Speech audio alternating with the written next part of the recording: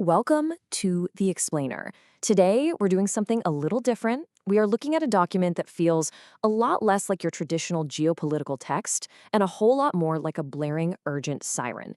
It's called the Zavidi Rouge Manifesto, and it's essentially a provocative blueprint that broadcasts the absolute collapse of modern geopolitics directly to the masses. Our goal today is to unpack this core argument, dig into the deep historical anxieties it's tapping into, and really confront the terrifying realities that it claims are unfolding right under our noses. The world order as we know it is collapsing, and most people have no idea it is happening. Just let that sink in for a second. This isn't just hyperbole to get your attention. It's speaking to a very real, deeply rooted historical anxiety. You see, ever since the end of the Cold War, a highly specific global architecture has governed international relations. And what this manifesto asserts is that the foundations of that exact architecture are actively crumbling, and the general public, well, they're entirely asleep at the wheel. So we're going to step back and objectively analyze exactly how this source maps out that collapse. Okay, let's dive into this and see how we're going to systematically unpack this whole chaotic web of global anxieties. First, the collapsing world order. Second, real-time geopolitical flashpoints. Third, the rise of multipolarity. Fourth, the scramble for Africa's resources. And finally, we'll look at what is actually at stake. Part 1. The collapsing world order, a system under severe stress. What we're doing here is translating massive, complex historical shifts into an immediate, felt reality. And notice how the manifesto does this. It acts almost like a stylistic playbook. It deliberately rejects dry academic language. Instead, it forces an urgent, highly dramatic tone, relying on punchy sentences and speaking directly to you and we. Why? Because the stakes are immediate. It wants to pull you out of the abstract, university-level classroom and drop you directly into the crosshairs of global instability. Historically speaking, geopolitical analysis can feel so detached, right? Just viewing states as abstract players on a chessboard. But this text insists on closing that distance. It forces you to feel the crushing weight of history happening right this second. Which brings us to part 2, real-time geopolitical flashpoints, mapping the chaos. The blueprint demands that we rapidly contextualize all these explosive regions as undeniable evidence of a global collapse. Look at these simultaneous flashpoints. You've got the Russia-Ukraine war in Europe, tensions in Gaza and Iran in the Middle East, the intense US-China rivalry over Taiwan and Asia, and severe instability across the Sahel region in Sudan and Africa. Now, if we look at the historical roots, none of these are truly brand new. They're deep historical fault lines, post-Soviet borders, post-colonial legacies, shifting regional hegemonies. But the argument here groups them together to warn us that these are definitely not isolated regional disputes. They are synchronized tremors. It's a warning that the tectonic plates of the entire global order are literally snapping all at once. And this brilliantly illustrates the manifesto's specific formula for understanding modern crises. It's a terrifyingly consistent anatomy. Step 1, a localized flashpoint occurs. Step 2, powerful countries immediately start maneuvering behind the scenes, effectively turning a local tragedy into a massive proxy battle for global influence. And step 3, the devastating impact trickles all the way down to ordinary people. It's a structured way to force us to see the invisible strings, connecting a conflict thousands of miles away directly to our own daily lives.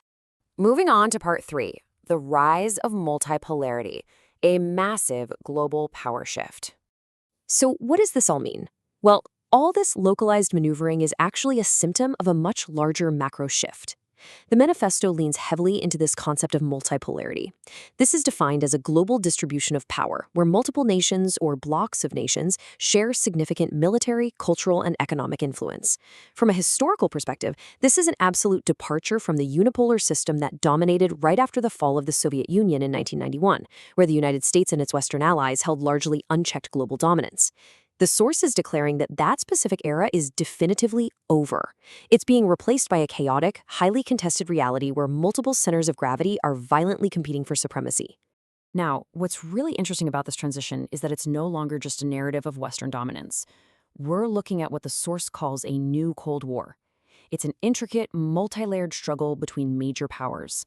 And the source insists that grasping this transition toward a new multipolar order is the absolute master key to decoding all the chaos we just mapped out across the globe. Part 4, the scramble for Africa's resources, the new battleground. Nowhere is this new Cold War playing out more aggressively than right here. The source explicitly positions the African continent not just as some passive backdrop for proxy wars, but as a central player and the absolute vital resource hub in this major power struggle. So, when the text points to instability in the Sahel region and Sudan, it elevates those situations from regional tragedies to critical pieces of a global multipolar puzzle. Historically, we look back at the late 19th century scramble for Africa by European colonial powers. Well, the manifesto implies a brand new 21st century scramble is currently underway. Competing global blocs are desperately vying for the critical minerals and the strategic footholds they absolutely need to dominate the next century. And finally, part 5. What is at stake? The ultimate cost. We really need to slow down for a second and emphasize the sheer gravity of this. What actually happens if these systems collapse entirely? The text insists that we focus intensely on the impact on ordinary people. Guys, this isn't abstract game theory. If the world order fractures completely, the risks are historically unprecedented. We are literally talking about the severing of global supply chains, the collapse of international law, the freezing of international trade, and widespread economic devastation that reaches every single local grocery store and gas pump on the planet. The manifesto wants to make it terrifyingly clear. When elephants fight, it's the grass that suffers. The everyday citizen is the one who bears the ultimate cost of all this high-level geopolitical maneuvering. But here's a fascinating and honestly somewhat unsettling layer to all of this. We have to look at the actual mechanics of this document. It is a blueprint meticulously engineered for virality. It explicitly instructs the creator to question the mainstream media narrative, to spark debate in the comments, utilize specific viral hashtags, and aggressively push viewers to subscribe to the channel Zavidi Rouge. It's such a wild juxtaposition, right? It pairs this very real, incredibly severe historical threat of global collapse with aggressive, highly optimized social media growth tactics. It is literally using the anxiety of a changing world order as a finely tuned engine for audience capture, which all culminates in this exact mandatory call to action. It's designed to spark that debate, fulfill those channel growth mechanics, and leave you with a chilling final thought. As the old systems fracture completely and the major powers violently